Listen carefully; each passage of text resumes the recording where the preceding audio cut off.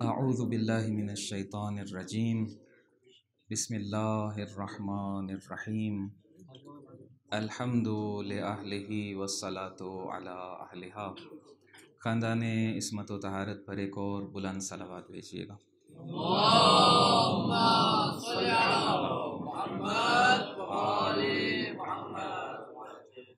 ہدیہ تبریک پیش کرتا ہوں اس عظیم مناسبت کے سلسلے میں، اور علماء کرام، اساتذہ، بزرگان جو یہاں تشریف فرما ہیں، قصب اجازت سے اور ابتدا میں معذرت خواہی بھی کہ کچھ دیر کی سماع خراشی ہے آپ بزرگان کے لیے، دوستوں کے لیے، اس عظیم دن کے حوالے سے کہ جس میں نبوت اور امامت کی خوشی ایک ساتھ منانے کے لیے ہم سب جمع ہیں، اور پروردگار عالم نے یہ عظیم اہتمام جو کیا، اس کے راز تو وہی جانتا ہے، لیکن یقیناً راز ضرور ہیں کہ ایک ہی دن میں مؤسس دین و شریعت اور اسی طریقے سے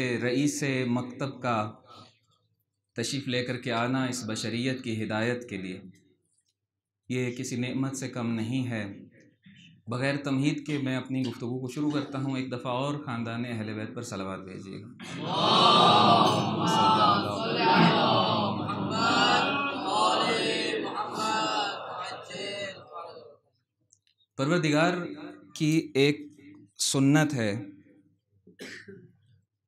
اور وہ سنت یہ ہے کہ جس میں سورہ فاطر کے اندر ارشاد پروردگار ہوتا ہے کہ وَإِن مِّنْ أُمَّةٍ إِلَّا خَلَا فِيهَا نَذِيرٌ، کہ ہر امت میں کوئی نہ کوئی انذار کرنے والا ضرور آتا ہے۔ یہ سنت الہیہ ہے۔ اور ایک اور سنت الہیہ بھی ہے جو قرآن مجید نے بیان کی ہے، اور وہ ہے إِنَّا هَدَيْنَاهُ السَّبِيلَ إِمَّا شَاكِرًا وَإِمَّا كَفُورًا۔ ہادی بھی آتا ہے ہدایت لے کر، اور پھر اس کی ہدایت پر عمل کرنا ہے یا نہیں کرنا ہے۔ رستے دکھاتا ہے ہادی، اور انسان اختیار کرتا ہے کہ اس کو کس طرف جانا ہے۔ یہ دونوں الہی سنتیں ہیں، ہمیشہ سے رہی ہیں اور ہمیشہ تک باقی رہیں گی۔ انہی دو آیات کے ٹکڑوں کو ابتدا اور مقدمہ بناتے ہوئے گفتگو کو آگے لے کر کے بڑھیں گے۔ چونکہ معلوم تھا کہ سامعین کس مزاج کے ہیں، اس لیے موضوع بھی اس حساب سے انتخاب کیا گیا ہے۔ امید ہے کہ ساتھ رہیں گے تاکہ ایک نتیجہ اخذ کر سکیں اس سیر سے اور اس تسلسل سے۔ ایک سورہ مبارکہ ہے قرآن مجید کی جس کو کہا جاتا ہے سورہ مبارکہ بینہ۔ اس سورہ مبارکہ کی عظمت کے لیے ایک جملہ میں روایت سے عرض کروں گا۔ حدیث رسول گرامی اسلام صلی اللہ علیہ وآلہ وسلم ہے کہ اگر لوگ لو یعلم الناس ما فی لم یکن، آپ جانتے ہیں لم یکن سے شروع ہوتی ہے سورہ بینہ، لم یکن الذین کفروا من اہل الکتاب، کہ اگر لوگ جان لیتے کہ سورہ لم یکن یعنی سورہ بینہ کے اندر کیا ہے، تو لعطلوا الاہل والمال وتعلموها، کہ ان کو اہل و عیال کا خیال بھی نہ رہتا اور اپنے مال کا خیال بھی نہ رہتا، ان سب کو معطل کر کے سورہ بینہ کو سیکھنے کے لیے وہ آمادہ و تیار ہو جاتے۔ اور پھر بہت کچھ یہاں پہ بیان کیا گیا، اس میں یہ بھی ارشاد فرمایا گیا کہ لا یقرأھا منافق ابدا، سورہ بینہ وہ سورہ ہے کہ جس کو منافق کبھی اس کی تلاوت نہیں کرتا ہے۔ اب یہاں سے ایک اور بات بھی سمجھ میں آ گئی کہ یہ جو اتنی زیادہ تلاوت سورہ بینہ کی گئی، کتنے منافقین بھی ہوں گے اور ہیں جو تلاوت کرتے ہیں۔ اس کا مطلب ہے تلاوت سے مراد یہ تلاوت کرنا نہیں ہے، چونکہ ظاہری تلاوت تو منافقین بھی کرتے ہیں۔ لا یقرأھا منافق ابدا ولا عبد فی قلبہ شک، اور نہ وہ شخص اس کی تلاوت کرتا ہے، اس کی قرات کرتا ہے کہ جس کے دل میں شک پایا جاتا ہے۔ کون تلاوت کرتے ہیں؟ ان الملائکۃ المقربین لیقرؤونہا منذ خلق اللہ السماوات والارض، جب سے آسمان و زمین بنے ہیں ملائکہ سورہ بینہ کی تلاوت کر رہے ہیں، اور بھی بہت کچھ ہے جس کو میں ابھی یہاں پہ بیان نہیں کرتا ہوں۔ وہ تمہید ذہن میں رہے کہ ایک سنت الہیہ ہے کہ جس میں ہدایت کی جاتی ہے، نبی آتے ہیں، مرسل آتے ہیں، ہادی آتے ہیں، اور انسان کو اختیار ہے کہ اب ہدایت کو مانے یا نہ مانے۔ اس مقدمے اور سورہ بینہ کی اس فضیلت کے بعد سورہ بینہ کا ایک بہت ہی مختصر سا ترجمہ پڑھنے کی یہاں پہ کوشش کرتے ہیں، اور آخر میں ایک مختصر سا نتیجہ۔ ایک اور صلوات بھیجیے گا۔ اللہم صل علی محمد وعلی اعوذ باللہ من الشیطان الرجیم، بسم اللہ الرحمن الرحیم۔ لم یکن الذین کفروا من اہل الکتاب والمشرکین منفکین حتی تأتیہم البینہ۔ ایک ستم جو پوری تاریخ کے اندر علی الظاہر علمی دنیا میں روا رکھا گیا ہے، جان بوجھ کے یا خطا ہوئی ہے یہ مجھے معلوم نہیں، لیکن ستم ضرور ہوا ہے۔ وہ یہ ہے کہ بہت سی وہ جگہیں کہ جو کسی نہ کسی طریقے سے مستقیم یا غیر مستقیم ولایت کا پرچار کرتی ہیں اور نظام ولایت کو بیان کرتی ہیں، وہاں کیلو کال بہت کیا گیا ہے تفاسیر کے اندر، اور یہ آیہ مبارکہ انہی آیتوں میں سے ایک ہے کہ بعض مفسرین نے یہاں تک کہہ ڈالا کہ قرآن مجید کی مشکل ترین آیتوں میں سے ایک آیت یہ ہے، جبکہ علامہ طباطبائی صراحت سے فرماتے ہیں کہ ایسی کوئی بات نہیں ہے، بالکل واضح بات کو الجھا دیا گیا تفاسیر کے اندر۔ علامہ نے جو تفسیر بیان کی اس کے مطابق میں ہلکا سا اس کا ترجمہ عرض کر کے دوسری آیت کی طرف بڑھوں گا۔ لم یکن الذین کفروا من اہل الکتاب والمشرکین منفکین۔ منفکین یعنی جدا نہیں ہوتے ہیں، کس چیز سے؟ الذین کفروا، لم یکن الذین کفروا کی آگے بیان کیا آ رہا ہے؟ تبیین نہیں، تبعیض ہے۔ من اہل الکتاب والمشرکین یعنی کافروں کے دو حصے بیان کیے جا رہے ہیں۔ علامہ فرماتے ہیں کہ یہ من تبعیضیہ ہے۔ لم یکن الذین کفروا من اہل الکتاب والمشرکین۔ کافر کون ہے؟ اہل کتاب کو بھی یہاں کافر کہا جا رہا ہے، بہت سادہ سادہ گزر رہا ہوں، اور مشرکین کو بھی یہاں کافر کہا جا رہا ہے کہ کافروں کی یہ جو دو قسمیں ہیں، اہل کتاب اور مشرکین، یہ دونوں قسموں کے کافر لم یکن منفکین، آگے پیچھے میں نے لفظ کر دیے کہ یہ کبھی بھی جدا نہیں ہوتے ہیں، حتی تأتیہم البینہ، یہاں تک کہ جب تک کہ ان تک بینہ نہ آ جائے۔ اب علامہ فرماتے ہیں کہ یہاں بہت سی کیلو کال ہے، لیکن نتیجہ یہ ہے کس چیز سے جدا نہیں ہوتے ہیں؟ وہی جو ابھی مقدمہ کے اندر سنت الہیہ بیان کی، رسل اور مرسلین اور پیغام ہدایت لانے والوں کا آنا ہر امت کی طرف، یہ سنت الہیہ، اور لوگوں کا اختیار سے اس کو قبول کرنا یا قبول نہ کرنا۔ علامہ فرماتے ہیں کہ یہ سنت الہیہ وہ سنت ہے کہ جو کبھی بھی ان کافروں کا پیچھا نہیں چھوڑتی ہے، کبھی بھی ان کافروں سے دستبردار نہیں ہوتی ہے، یہاں تک کہ واضح حقائق اور بینہ ان تک آ جاتی ہے۔ یہ بہت سادہ سا اس کا ترجمہ اس طریقے سے بنے گا۔ میں دوبارہ آیت پڑھتا ہوں تاکہ ذہنوں میں نقشہ بنتا چلا جائے۔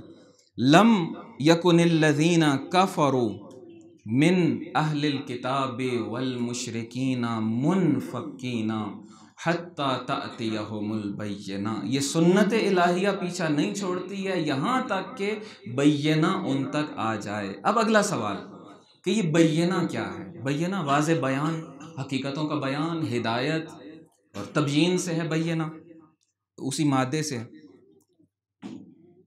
اگلی آیت میں ارشاد ہوتا ہے رسول من اللہ۔ تو بینہ کیا ہے؟ رسول من اللہ، اللہ کے رسول صلی اللہ علیہ وآلہ وسلم۔ اللہم صل علی محمد۔ چونکہ رسالت و امامت کا امتزاج ہے آج کی تاریخ میں، تو اس لیے سورہ مبارکہ کا انتخاب کیا گیا۔ وہ بینہ خود رسول گرامی اسلام صلی اللہ علیہ وآلہ وسلم ہے۔ ایک طرف اس آیت میں یہ بیان کیا جا رہا ہے، دوسری طرف حدیث بھی موجود ہے۔ روایت میں حضرت امام محمد باقر علیہ السلام ارشاد فرماتے ہیں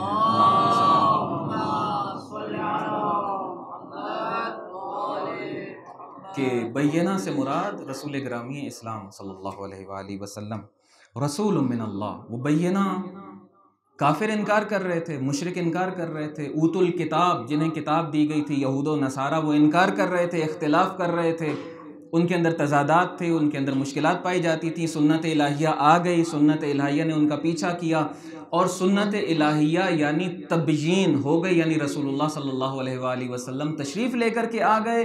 اس کے بعد بھی یہ لوگ اہل کتاب رہے اور مشرک رہے۔ یہ ان لوگوں کا تذکرہ یہاں پر کیا جا رہا ہے، یعنی اپنے اختیار سے اِنَّا هَدَيْنَاهُ السَّبِيلَ إِمَّا شَاكِرًا وَإِمَّا كَفُورًا، انہوں نے کفر کا رستہ اختیار کر لیا۔ علامہ فرماتے ہیں کہ اس پہلی آیت سے مراد وہ کافر و مشرک و اہل کتاب وہی ہیں کہ جنہوں نے رسول اللہ کے آ جانے کے بعد بھی اور بینہ کے آ جانے کے بعد بھی اس کو قبول نہیں کیا۔ اچھا، یہ سنت الہیہ جاری رہی، ان کا پیچھا کرتی رہی، اور پھر دوبارہ سے حتی تأتیہم البینہ کی ایک اور منزل رسول اللہ ہی کی زندگی میں آئی کہ جب علامہ فرماتے ہیں کہ انہوں نے جان لیا کہ یہ اللہ کے رسول ہیں، حق انہی کے ساتھ ہے، لیکن ہماری لجاجت اور ہمارا عناد ہمیں اجازت نہیں دیتا ہے کہ ہم ان کے آگے سر تسلیم خم کر دیں۔ یہ پہلی آیت اس طریقے سے۔ اور کون بینہ؟ رسول من اللہ۔ کیا فرماتے تھے، کیا کرتے تھے؟ یتلو صحفا مطہرہ، پاکیزہ صحیفوں کی تلاوت کیا کرتے تھے۔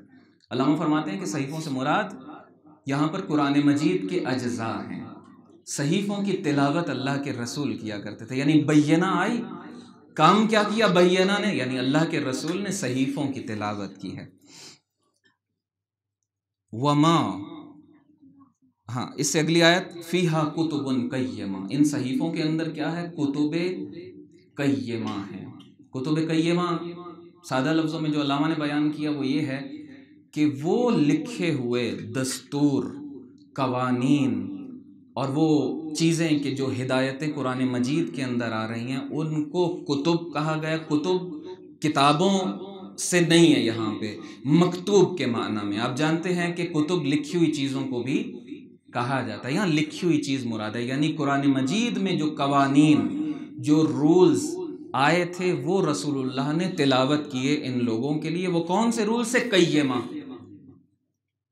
اب اس کی تفسیر کی طرف جانے کی بجائے بس ایک جملے میں قیمہ کی وضاحت بقول علامہ طباطبائی یہاں پہ عرض کروں گا۔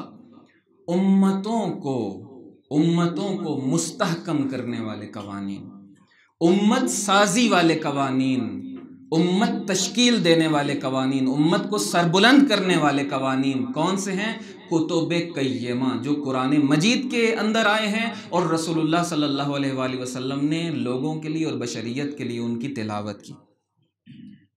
چوتھی آیت کی طرف بڑھتے ہیں، 7 یا 8 آیتیں، زیادہ نہیں ہیں، اتنا وقت نہیں لوں گا آپ کا۔ وما، اب علامہ فرماتے ہیں کہ یہ جو اگلی آیت ہے یہ انبیاء کے زمانے کی طرف پلٹتی ہے۔ وما تفرق الذین اوتوا الکتاب، جن لوگوں کو کتاب دی گئی تھی انہوں نے تفرقہ نہیں کیا، الا من بعد ما جاءہم البینہ، بینہ آ گئی پھر بھی اختلاف کیا، یعنی یہ ماضی میں بھی ہو چکا تھا جو اب ہو رہا ہے۔ اس کے بعد آیت نمبر 5 میں ارشاد ہوتا ہے وما امروا۔ اچھا، یہ بینہ اور یہ کتب قیمہ کہہ کیا رہی تھی؟ معاشرہ سازی کر کے رسول اللہ صلی اللہ علیہ وآلہ وسلم معاشرے میں کیا جلوہ دکھانا چاہتے تھے؟ بہت مختصر ایک آیت کے اندر ارشاد کر دیا، خلاصہ ہے، تعلیمات قرآن کا خلاصہ ہے۔ وما امروا، ان مشرکوں کو جو امر کیا گیا تھا وہ یہ تھا، الا لیعبدوا اللہ، عبادت خدا کی وادی کے اندر آ جائے، عبادت خدا مخلصین، خلوص کے ساتھ، خالص ہو کے، بغیر کسی شرک کے، بغیر کسی شائبے کے، خالص توحیدی معاشرے کا قیام، عبادت والے معاشرے کا قیام، جس میں مسجد میں کوئی نماز پڑھ رہا ہے تو اس کا نماز پڑھنا بھی عبادت ہے، اگر بازار میں سامان تول کے بیچ رہا ہے تو اس کا وہ بیچنا بھی عبادت ہے، چونکہ الہی قوانین کے مطابق عدل کے ساتھ بیچ رہا ہے۔ بس پورا معاشرہ، چاہے مسجد ہو چاہے بازار، عبادت ہی عبادت کا جلوہ نظر آنے لگے، اس لیے آئے تھے، اور اس لیے یہ کتاب قیمہ اور صحف مطہرہ کی تلاوت فرما رہے تھے، مخلصین لہ الدین، دین کو خدا کے لیے خالص کرتے ہوئے عبادت، حنفاء، حنفاء والی عبادت، یہ کریں. یہ امر دیا جا رہا تھا ان صحیفوں کے اندر، قرآن مجید کی آیتوں کے اندر. حنفاء بہت سادہ لفظوں میں اگر کہا جائے تو انسان بعض دفعہ افراد کی طرف جاتا ہے، بعض دفعہ تفرید کی طرف جاتا ہے، اور ایک اعتدال کا رستہ ہوتا ہے. الامر بین الامرین، حنیف یعنی مائل ہونے والا، جس کے اندر ایک ڈائیورشن ہو، جس کے اندر ایک رستے پہ چل رہا ہے تو اپنے رستے کو بدل دے، کسی اور طرف رخ موڑ لے، اس کو حنیف کہتے ہیں. کس طرف رخ موڑ لے؟ اگر افراد کی طرف ہے تو بھی حد وسط اور اعتدال کی طرف اپنا رخ موڑ لے، اگر تفرید کے رستے پر ہے تب بھی اعتدال کی طرف آ جائے. جو غدیر کے اندر کہا تھا کہ جو آگے چلے گئے وہ پیچھے آ جائیں، جو پیچھے رہ گئے وہ ولایت کے ہمگام ہو جائیں، ہم قدم ہو جائیں. اور پھر اسی کی آگے ایک یعنی کل کے بعد اس کے دو اجزاء کا تذکرہ چونکہ بہت واضح تھے. وَيُقِيمُ الصَّلَاةَ وَيُؤْتُ الزَّكَاةَ. وہ دین کیا ہے؟ اس کی دو چیزیں یہ ہیں کہ نماز کا قیام کیا جائے، زکوٰۃ کو ادا کیا جائے. خدا سے رابطے کو بتا رہی ہے چیز، اور ایک انسانیت کے ساتھ خدائی تسلسل میں اس رابطے کو بیان کر رہی ہے. وَذَلِكَ دِينُ الْقَيِّمَةِ. وہ دین قیمہ کہ جس کے لیے رسول آئے تھے وہ یہ ہے، عبادتوں کا قیام، ایک الہی عبد معاشرے کا قیام. اس کے بعد اگلی آیت کہ جس میں کافروں کا بتا دیا گیا کہ کون کافر ہو گئے، بینہ کا آنا بتا دیا گیا، یعنی رسول اللہ صلی اللہ علیہ وآلہ وسلم کا آنا، ہدف دعوت قیم بتا دیا گیا کہ ایک عبادت کرنے والے معاشرے کا قیام. اور اس کے بعد اب مرحلہ آتا ہے انذار اور تبشیر کا ان دو آیتوں کے اندر. آیت نمبر 6 کے اندر انذار ہے، آیت نمبر 7 اور 8 کے اندر تبشیر، اور پھر سورت ختم ہو جائے گی. انذار کس طریقے سے ہے کہ ان الذین کفروا، بینہ آ گئی لیکن انکار کرنے والوں نے انکار کر دیا. اب یہ بینہ کس درجے کی اور کس لیول کی بینہ تھی؟ یعنی ہدایت مجسم، یعنی اللہ کے رسول صلی اللہ علیہ وآلہ وسلم. یہ مجسم ہدایت کس درجے کی ہدایت تھی؟ اس آیت کے الفاظ سے سمجھنے میں مدد ملے گی.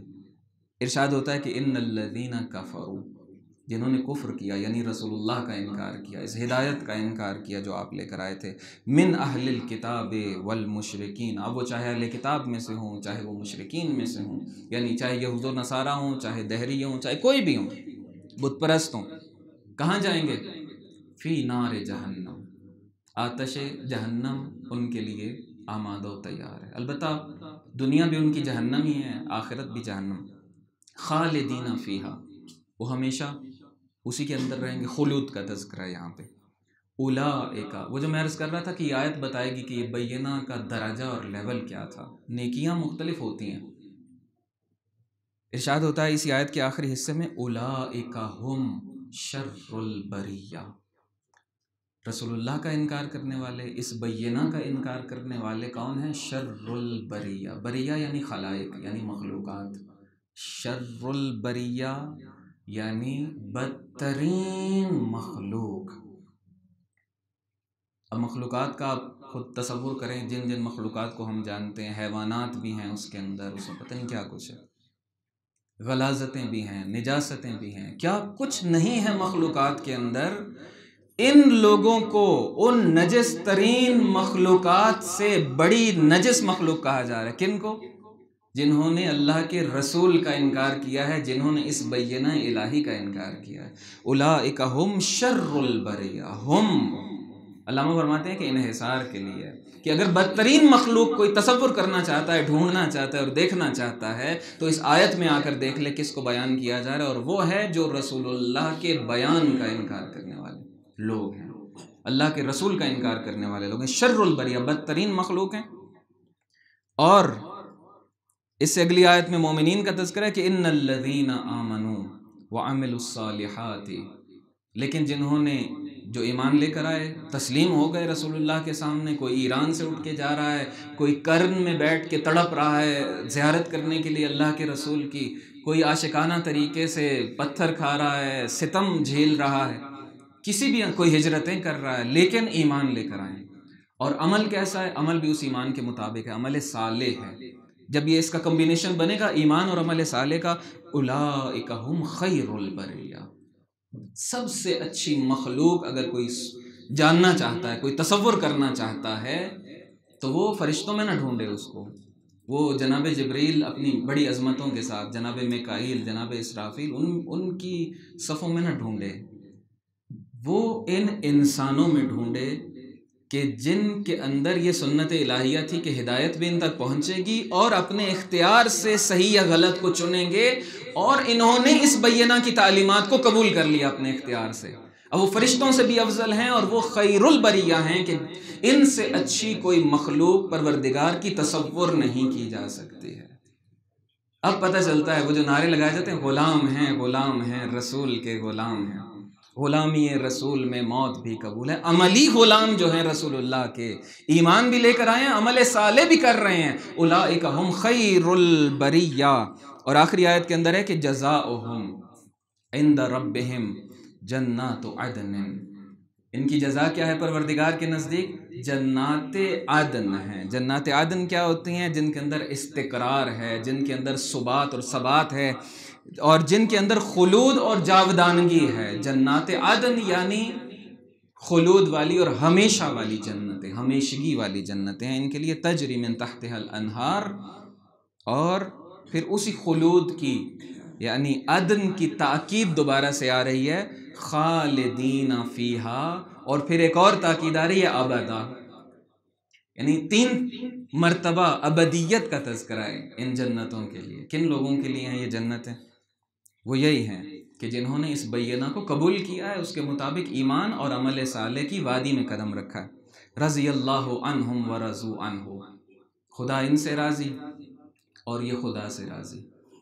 خدا ان سے راضی، اس کی علامہ بیان فرماتے ہیں کہ سب سے بڑا مصداق یہ ہے خدا کی رضایت کا، چونکہ یہ فعل خدا ہے رضایت، فعل خدا میں جو پروردگار ان کے ایمان اور عمل صالح کی وجہ سے ان کو ثواب عطا کرے گا، وہ عملی اظہار ہے خدا کی رضایت کا۔ کیسے پتہ چلے گا خدا راضی ہے؟ وہ ثواب جو یہ دیکھیں گے، اس ثواب کو، وہ خدا کی رضایت کی دلیل ہے کہ خدا ان سے راضی ہے۔ اور رضو عنہ کیا ہے؟ کہ یہ اس ثواب پہ راضی ہو جائیں گے کہ پروردگار نے ہمیں بہترین اجر عطا کیا ہے قیامت کو۔ ذالک لمن خشی ربہ، یہ سب کچھ کس کے لیے ہے؟ جس نے خدا کی خشیت اختیار کی ہے، خدا کی عظمت کو تسلیم کیا ہے، اس عظمت کے سامنے جھک گیا ہے، اس عظیم خالق کے بھیجے ہوئے عظیم رسول کی تعلیمات پر عمل پیرا ہے۔ اب آیت تو ختم ہو گئی، میں ایک روایت کا یہاں پہ سہارا لوں گا اور نتیجے کی طرف بڑھیں گے چند منٹ میں۔ روایت کے اندر ہے حضرت رسول گرامی اسلام صلی اللہ علیہ وآلہ وسلم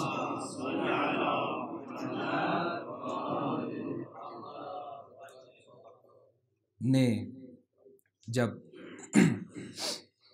مولا کائنات کو بتایا، یہ ساری باتیں بتائیں، اور یہ کئی روایات ہیں، روایات کا ایک مجموعہ ہے کہ جس میں آخری وقت تھا رسول اللہ صلی اللہ علیہ وآلہ وسلم کا، اور مولا کائنات خود بھی بیان کرتے ہیں، یعنی کئی روایات ہیں، ان کا مجموعہ عرض کر رہا ہوں۔ مولا بیان فرماتے ہیں کہ آخری وقت تھا، میرے سینے سے ٹیک لگا کہ رسول اللہ صلی اللہ علیہ وآلہ وسلم تشریف فرما تھے۔ بعض روایات میں یہ اضافہ بھی ہے کہ مجھے فرمایا کہ اپنا کان میرے قریب کریں میرے دہان مبارک کے، اور مولا کائنات جھکے اور اپنا کان قریب کیا کہ کیا ارشاد فرمائیں گے حضرت۔ وہاں حضرت نے ارشاد فرمایا تھا، مختلف لفظوں میں ہے، مختلف روایات کے اندر۔ ایک روایت کا جملہ میں یہاں پہ پڑھتا ہوں کہ انا خیر البریت، وہ جو سب سے بہترین مخلوق خدا ہے کہ فرشتے بھی جن کے پائے تک نہیں پہنچتے، ان خیر البریت ہوا امیر المؤمنین علیہ السلام و شیعتہ، وہ امیر المؤمنین علیہ السلام اور ان کے شیعہ ہیں۔ صلوات بھیجیے گا مولا کائنات کی ذات پر۔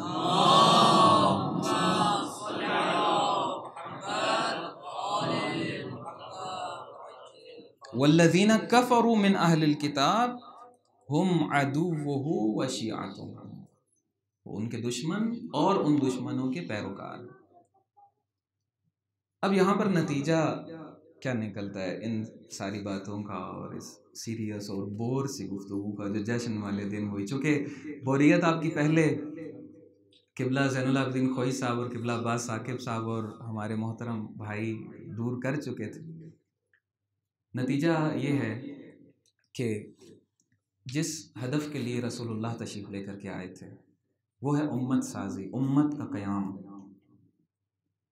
امت کون سی؟ جب وہ امت تشکیل پا جائے گی تو ہر جگہ عبادت دکھائی دے گی.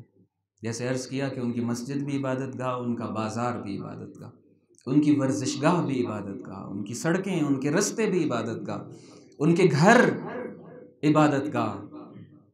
کیسے بنیں گے؟ جب بینہ کو تسلیم کریں گے. بینہ کیا ہے؟ اب یہ الگ ادلہ ہیں اس کی، لیکن نتیجہ صرف عرض کروں گا تاکہ بات ذرا آگے بڑھے کہ رسول اللہ صلی اللہ علیہ وآلہ وسلم نے غدیر کے میدان میں جو پرچم بینہ کا بلند کیا تھا وہ مولائے کائنات کے سپرد کیا اور ارشاد فرمایا کہ من کنت مولا ہو فہذا علی مولا. ہاتھ بھی بلند کیا، خود مولائے کائنات کو بلند کیا تھا. مولائے کائنات کے قدم رسول اللہ کے زانوؤں تک آ گئے تھے، اتنا بلند کیا تھا. بار بار اقرار لیا تھا غدیر کے میدان میں، اور ایک زبانی بیعت بھی لی تھی عملی بیعت سے پہلے. خطبہ غدیر دیکھیں، مختلف جو روایات ہیں ان کے اندر دیکھیں تو ایک تفصیل ہے. مولائے کائنات کے فضائل بیان کیے رسول اللہ صلی اللہ علیہ وآلہ وسلم نے غدیر کے میدان میں. قرآن مجید کی آیتیں پڑھی ہیں، وہاں فرمایا ہے کہ کوئی چیز ایسی نہیں ہے جس کا علم پروردگار نے مجھے عطا نہ کیا ہو، اور جو کچھ پروردگار نے مجھے عطا کیا ہے وہ سارے کا سارا میں نے علی ابن ابی طالب کو عطا کیا. اور کیا ہے کہ سورہ یاسین میں جو ہے آیت کہ ہر چیز جو ہے احصیناہ فی امام مبین، یہ پڑھی آیت رسول اللہ صلی اللہ علیہ وسلم نے اس خطبے کے اندر پالانوں کے ممبر کے اوپر کھڑے ہو کے، اور فرمایا کہ اس امام مبین سے مراد علی ابن ابی طالب علیہ السلام ہے. اور پھر فرمایا کہ نہ صرف میں علی کے لیے تمہارے سے بیعت لے رہا ہوں، 12 اماموں کے لیے بیعت لے رہا ہوں. امام مہدی علیہ السلام کا 4 مرتبہ نام لیا ہے خطبہ غدیر کے اندر. مولائے کائنات کا 50 سے زیادہ مرتبہ تذکرہ کیا ہے خطبہ غدیر کے اندر. آیتوں پر آیتیں پڑھی ہیں غدیر کے میدان کے اندر، اور ابلاغ کیا ہے بلغ ما انزل الیک. جو ہم تبلیغ کے لیے جاتے ہیں ماہ مبارک رمضان میں اور محرم میں، قرآن مجید تبلیغ کا مادہ کہاں استعمال کر رہا ہے؟ مولائے کائنات کی ولایت کے اعلان کے لیے. اور کیا وعدہ لیا؟ سب سے وعدہ یہ لیا تھا کہ یہ نسلاً بعد نسلاً قیامت تک سینہ بسینہ اس پیغام غدیر کو منتقل کرے ہر والد اپنے ولد کو. یہ لفظیں ہیں خطبہ غدیر کے اندر. بس اتنی اہمیت رکھتی ہے یہ ولایت. کیوں یہ سارا کچھ؟ اس لیے کہ بینہ کا پرچم جو رسول اللہ نے بلند کیا تھا وہ تسلسل پیدا کرے اور میرے جانشینوں میں منتقل ہو جائیں، اور قیامت تک یہ خیمہ ولایت برپا رہے، لوگوں کی ہدایت کرتا رہے، لوگوں کو گمراہی سے نکالتا رہے. اور ایسا خیمہ ولایت یہ سجا کہ جس کو پھر کربلا میں اس خیمے کو لگایا گیا اور اس پرچم ولایت کو بلند کیا گیا. غدیر میں لوگوں نے اس ولایت کے پرچم کو نہیں اٹھایا اور رکھنے کی کوشش کی زمین پر. نقصان کیا ہوا امت کو؟ اس پرچم کو سر بلند رکھنے کے لیے حضرت ابو الفضل العباس کو اپنے بازوؤں کی قربانی دینا پڑی کربلا کے. اس پرچم ولایت کو اور اس خیمہ ولایت سے لوگوں نے دور جانے کی کوشش کی. آقا سید الشہداء علیہ السلام نے کربلا میں پھر خیمہ ولایت کو نصب کر دیا کہ قیامت تک یہ خیمہ لگا رہے گا، قیامت تک حل من ناصرین کی صدا بلند ہوتی رہے گی، اور من کنت مولا ہو کا پرچار ہوتا رہے گا، اور اس بینہ کا اظہار ہوتا رہے گا. اور یہ وہ بینہ ہے کہ جو جب تخلیق کے مرحلے میں تھی تو ایک نور کی صورت میں تخلیق ہوئی تھی، اور جب یہ بینہ پھیلی تھی تو 14 ہستیوں میں بدل گئی تھی. یہ بینہ رسول اللہ کی صورت میں پروردگار نے بھیجی ہے، اور 12 ہستیاں اسی بینہ کا تسلسل ہیں. اور ہمارا عقیدہ ہے، ہمارا نظریہ ہے کہ جو صفتیں رسول اللہ کی صفتیں تھیں وہ صفتیں اہل بیت کی صفتیں ہیں. کہاں سے یہ لیا ہم نے نظریہ؟ حضرت امام رضا علیہ السلام سے. درود بھیجیے گا مولا کی ذات پر۔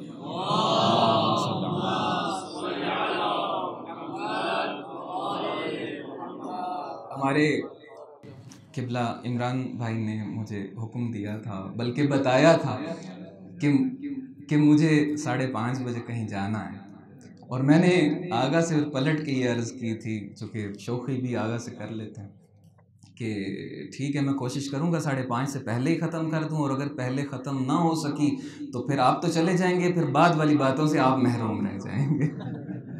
ایک دفعہ خاندان اہل بیت پر درود بھیجیے گا۔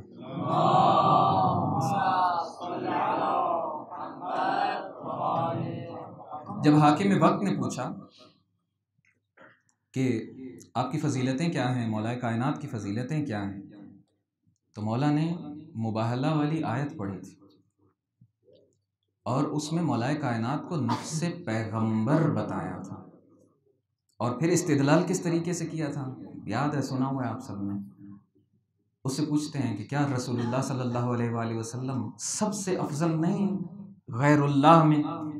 اس نے مانا کہ ہاں افضل ہے، حتیٰ تمام انبیاء سے افضل ہیں، سردار الانبیاء ہیں، بلکہ ہمارے مکتب کی روایات میں تو حضرت کی بعثت بھی 2 مرتبہ ہے۔ ایک دفعہ عالم انوار میں مبعوث ہوئے تھے، اور امت کون سی تھی؟ انبیاء کا گروہ تھا، گروہ انبیاء میں مبعوث ہوئے ہیں، بعد میں اس امت میں مبعوث ہوئے ہیں، اس عالم کے اندر۔ ہم تو اس رسول کو مانتے ہیں، رسول اللہ انبیاء سے افضل۔ اور یہاں سے استدلال کیا ہمارے آقا اور مولا حضرت امام رضا علیہ الصلوۃ والسلام نے کہ اگر رسول اللہ انبیاء سے افضل ہیں تو یہ کیسے ہو سکتا ہے کہ جو نفس رسول ہے وہ انبیاء سے افضل نہ ہو؟ توجہ فرمایا، یعنی صفتوں میں رسول اللہ جیسے ہیں، ورنہ کیا ہوتا؟ بہت سادہ سی بات کہ جس میں کہا جاتا ہے کہ مثلاً اگر کوئی شخص ایم فل کر چکا ہے اور اب اس کو یا پی ایچ ڈی میں پہنچ چکا ہے، تو اب اس کو کہا جائے کہ آپ بی اے اور ایف اے کے ٹیچر کے پاس چلے جائیے، یعنی اگر مرتبے میں یہ ہاتھ کمتر ہوتے رسالت کے ہاتھ سے، امامت کے ہاتھ، اور یہ جو پرچم ولایت منتقل کیا جا رہا تھا غدیر کے اندر، تو اس کی مثال یہی تھی کہ بشریت کو پی ایچ ڈی تک پہنچا کے اور دوبارہ ایف اے بی اے یا ایم اے کے کسی استاد کے پاس نہیں۔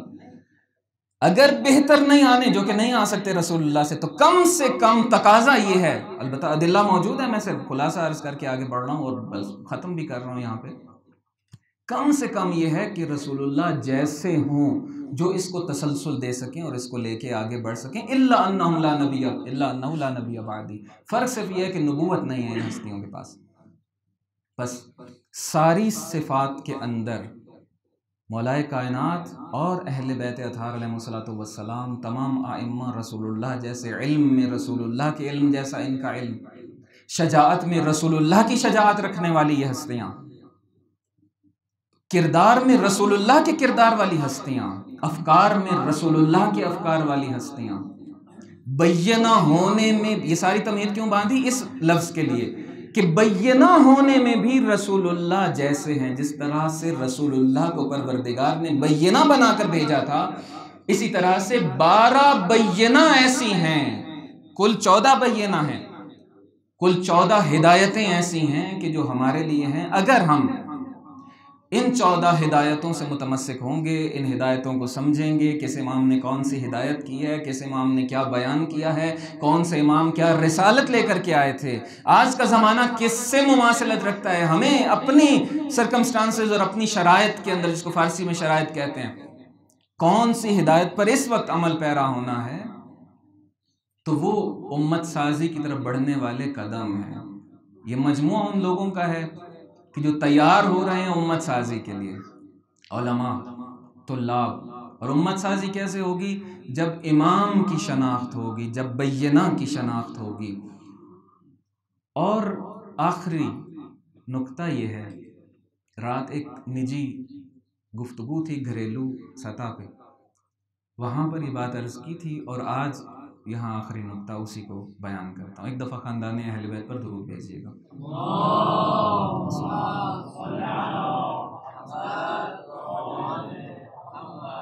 قرآن مجید کا اگر منظم اور سسٹمیٹک مطالعہ کیا جائے، منظم مطالعہ سے کیا مراد ہے؟ ابھی پوری تفصیل ہے اس کی، آپ بہتر جانتے ہیں، اور کبھی کسی نے چاہا تو عرض بھی کیا جا سکتا ہے مباحثے کے عنوان سے۔ اگر قرآن مجید کا منظم مطالعہ کیا جائے، آیتوں کے نظم کو سمجھا جائے، سورتوں کے نظم کو سمجھا جائے، قرآن مجید میں تدبر کیا جائے، آیتیں کیا بیان کر رہی ہیں، مل کے سورت کیسے بنتی ہے، سورت کا مرکزی نقطہ کیا ہوتا ہے، اور سورتیں مل کے کس مرکزی نقطے پر جمع ہو رہی ہیں، اگر اس انداز سے قرآن مجید کا منظم مطالعہ کیا جائے، اور خاص کر سے مکی صورتوں کو دیکھا جائے، خاص کر سے آخری پاروں کی صورتوں کو دیکھا جائے کہ جن میں بنیادیں بیان کی گئی ہیں، جن میں جڑیں بیان کی گئی ہیں دین کی، تو ایک نقطہ سمجھ میں آتا ہے۔ اب آپ کے اوپر، آپ کے لیے آپ کی تحقیق حجت ہوگی، جو حقیر کی، جو ابھی تک بہت ناقص سی بات سمجھ میں آئی ہے وہ عرض کرنا چاہ رہا ہوں اس آخری نقطے کی۔ وہ یہ ہے کہ نیکیوں سے اوپر نیکیاں ہیں، اچھائیوں سے اوپر اچھائیاں ہیں، اور لیولز ہیں۔ ہر نیکی ایسا نہیں ہے کہ یہ نیکی اتنے اس کا ثواب ہے تو اس کا بھی اتنا، اس کا بھی اتنا، اس کا بھی اتنا، اور ویلیو اور ارزش نہیں۔ برائیاں بھی اسی طریقے سے، کوئی چھوٹی برائی، کوئی بڑی برائی، کوئی اس سے بڑی، کوئی اس سے بڑی۔ اگر ٹاپ پہ جائیں اور سب سے اوپر والی نیکی کو ڈھونڈنا چاہیں، سب سے اوپر والی اچھائی کو ڈھونڈنا چاہیں، تو حقیر کو جو سمجھ میں آئی ہے وہ یہ ہے کہ پروردگار نے اپنا نظام جو دنیا کے اوپر لاگو کیا ہے، اس نظام کا نام ہے نظام ولایت، اور وہ چاہے تکوینی ولایت ہو، چاہے معاشرے کے اندر تشریعی یا اجتماعی ولایت ہو، یعنی پوری کائنات جس نظام کے ذریعے سے چلتی ہے اور چلنی چاہیے، اس نظام کا نام ہے ولایت کا نظام۔ وہ پرچم اور وہ خیمہ جو پروردگار نے نصب کیا ہے، اس خیمہ کا نام ہے خیمہ ولایت، اور وہ جو پرچم سر بلند ہے اس کا نام ہے پرچم ولایت۔ اور ایک خط کھینچ دیا پروردگار نے کہ ادھر ولایت کا نظام، اور اس سے ہٹ کر جو کچھ بھی ہے وہ گمراہی ہے۔ اب جو بھی ولایت کے نظام کی طرف آ گیا، جو بھی ولایت کے خیمے میں آ گیا، جو بھی رسول اللہ کی طرف آ گیا، قرآن مجید نے ایک سنت بیان کی ہے، اس سنت کا نام ہے تکفیر سیئات کی سنت۔ تکفیر، پردے ڈالنا، چھپانا، برے سے برا شخص بھی اس بڑی اچھائی کو جب تسلیم کر لیتا ہے تو باقی ساری چیزیں چونکہ اس کے تحت تعریف کی جاتی ہیں، بس اگر سب سے بڑی اچھائی جو ولایت ہے، جو نظام توحید ہے، جو نظام توحید کے اجرا کا دوسرا نام ہے، اگر اس ولایت کو، کہ جو ولایت محمدیہ ہے، ولایت علویہ ہے، ولایت مہدویہ ہے، ولایت صادقیہ ہے، اگر اس ولایت کو کسی نے قبول کر لیا تو پروردگار تکفیر سیئات کی سنت کا اجرا کر کے کہتا ہے کہ سب سے بڑی اچھائی جو مطلوب تھی میری نظر میں، اس کو تم نے تسلیم کر لیا ہے، تمہیں سینے سے لگا لیں گے، تمہاری برائیوں پر پردے بھی ڈالیں گے، تمہیں آہستہ آہستہ اچھا بھی بنا لیں گے، لیکن آ جاؤ تم اس خیمے والے ہو۔ اور اگر کوئی نمازی بھی ہے، روزہ دار بھی ہے، اچھائیوں میں بھی ٹاپ پر ہے، لیکن اس بنیادی ترین ہدایت کو اور بینہ کو اس نے تسلیم نہیں کیا ہے، تو وہاں پر حبط اعمال کی سنت جاری ہوتی ہے۔ اس کی نماز کو بھی مٹا دیا جائے گا، اس کے روزے کو بھی مٹا دیا جائے گا، اس کی ساری اچھائیوں کو مٹا دیا جائے گا، چونکہ جس بنیاد پر، جس محور پر یہ ساری اچھائیوں کو گھومنا چاہیے تھا، اور اس پر گھومنے کی وجہ سے اچھائیاں قرار پاتی تھیں، وہ مرکز میں نقطہ ہی نہیں ہے، کفر کے گرد گھوم رہا ہے، ضد ولایت نکات کے گرد گھوم رہا ہے یہ شخص، اس کے سارے اعمال حبط اعمال کی منزل پر پہنچیں گے، اور قیامت کو کچھ نہیں بچے گا اس کے پاس۔ بس خلاصہ یہ ہوا کہ اس پرچم کو سمجھنے کی ضرورت ہے، اس خیمے کو سمجھنے کی ضرورت ہے، اور اب سخت تطبیق ہے، بہت سخت، کہ جو بات یہاں کہی جا سکتی ہے آسانی سے، یہاں سے باہر کہنے کے لیے پتہ نہیں کتنی تمہید کی ضرورت ہے۔ آج کے سوال صرف چھوڑ کے جا رہا ہوں، نتیجہ میں بھی یہاں پہ عرض نہیں کر رہا ہوں۔ آج کے زمانے میں کہ حضرت حجت نے جو خیمہ ولایت برپا کیا ہوا ہے، حضرت حجت کا آج کا خیمہ ولایت کون سا؟ آج کا پرچم ولایت کہاں گڑا ہوا ہے؟ آج کا پرچم ولایت کس کے ہاتھوں میں ہے؟ چونکہ ہر زمانے میں یہی خط ہے جو کربلا میں آقا امام حسین علیہ السلام نے جس کو گہرا کر دیا تھا اپنے خون سے، غدیر میں کھینچا حضرت نے، اور لوگوں نے اتنا مٹانے کی کوشش کی کہ خون سے پھر اس کو دوبارہ رنگین کرنے کے لیے حضرت کربلا میں تشریف لے کر کے آئے۔ وہ خون سے کھینچا ہوا خط آج بھی برقرار ہے، لیکن پتہ کیسے چلے گا کہ وہ خط کس جگہ پر ہے اور خط کے کس طرف ولایت ہے، خط کے کس طرف گمراہی اور شیطنت ہے؟ یہ وہ سوال ہے کہ اگر ہم یہاں حوزہ علمیہ میں رہتے ہوئے اس کا جواب ڈھونڈ پائیں اور بہت ہی حکمت سے، بہت ہی تدبیر کے ساتھ معاشرے کے لوگوں کو یہ سمجھا پائیں تو یہ بہت بڑی نیکی ہے، یہ آج کے اس جشن کا ثمرہ ہے۔ پروردگار سے دعا کرتے ہیں کہ پروردگار ہمیں توفیق عطا فرمائے کہ اس بینہ کو سمجھ سکیں کہ جو حضرت نبی گرامی اسلام صلی اللہ علیہ وآلہ وسلم کی صورت میں پروردگار نے بھیجی، اور جس کا تسلسل امامت ہے، اور صادق آل محمد علیہ السلام نے اس کو پھر سے پررنگ کر دیا اپنے عمل و کردار کے ذریعے سے، اس بینہ کو سمجھ سکیں۔ وہ بینہ جہاں پر اپنا خیمہ برپا کیے ہوئے ہے اور جو پرچم گاڑے ہوئے ہے، اور یہی لوائے حمد بنے گا قیامت کے دن، جس جگہ وہ پرچم گاڑے ہوئے اس کو سمجھنے کی ضرورت ہے۔ اسی پرچم سے ایک نقطہ یاد آ گیا مجھے، کہہ دوں ایک لمحے میں اور پھر گفتگو ختم کروں۔ بعض روایات اس طرح ملتی ہیں، پرچم کی بات ہوئی نا، سارے پرچم دار بیٹھے ہوئے ہیں، انشاءاللہ پرچم اٹھائیں گے جو حصوں میں آئیں گے۔ کربلا میں امام حسین علیہ السلام نے پرچم بانٹے تھے، ایک رکھ لیا تھا، سب مانگنے کے لیے آئے، فرمایا کہ نہیں ایک آئے گا اس پرچم کو لینے والا، جناب حبیب کو پھر وہ دیا۔ لوگ مشخص ہیں کون کون سا پرچم اٹھائے گا، ہمیں صلاحیت پیدا کرنے کی ضرورت ہے۔ ایک پرچم سردارے پرچم داران نے، پرچم داروں میں پھر ایک پرچم دار تھا جو سردار تھا ان سب پرچم داروں کا، اس نے اٹھایا تھا۔ وہ پرچم جب دربار یزید میں پہنچا تھا تو یزید نے ایک سوال کیا تھا کہ اس پرچم کا پرچم دار کون تھا؟ ایک روایت ہے، بہرحال وجہ کیا تھی؟ یزید نے کہا کہ جو بھی تھا بہت جگر والا انسان تھا، بہت شجاع اور بہت بہادر انسان تھا۔ پورا پرچم تیروں اور تلواروں سے زخمی تھا، پورا پرچم، ایک جگہ پر ایک نشان بھی، نہ تیر کا، نہ تلوار کا، نہ نیزے کا، اور وہ جگہ تھی جہاں پرچمدار کا ہاتھ تھا، یعنی وہ پرچمدار اپنے ہاتھ پہ لے رہا ہے ان زخموں کو، پرچم پہ آنچ نہیں آنے، پرچم چھوڑ نہیں رہا ہے اپنے ہاتھ سے۔ بتایا گیا کہ وہ علی ابن ابی طالب کے بیٹے حضرت ابو الفضل العباس علیہ السلام کا پرچم تھا۔ ایسے پرچمداروں کی دین کو ضرورت ہے۔ اقبال بڑا اپدیشک ہے، من باتوں میں موہ لیتا ہے، گفتار کا یہ غازی تو بنا، کردار کا غازی بن نہ سکا۔ پروردگار سب سے پہلے اس حقیر کو، پھر ہم سب کو توفیق عطا فرمائے کہ چھوٹے چھوٹے پرچم ہم بھی تھام سکیں، اٹھا سکیں اور لشکر مہدوی کا حصہ بن سکیں۔ اپنی دعاؤں کی قبولیت کے لیے، اس محفل میں کی برکتوں میں اضافے کے لیے، بیمار مومنین کی شفا یابی کے لیے، مرحومین کی بلندی درجات کے لیے، بے اولاد مومنین کی جھولیوں کی آبادی کے لیے، اور ہر اس دعا کی قبولیت کے لیے جو دلوں میں ہے، ایک دفعہ بلند آواز سے خاندان عصمت و طہارت پر صلوات بھیجیے۔ اللهم صل على محمد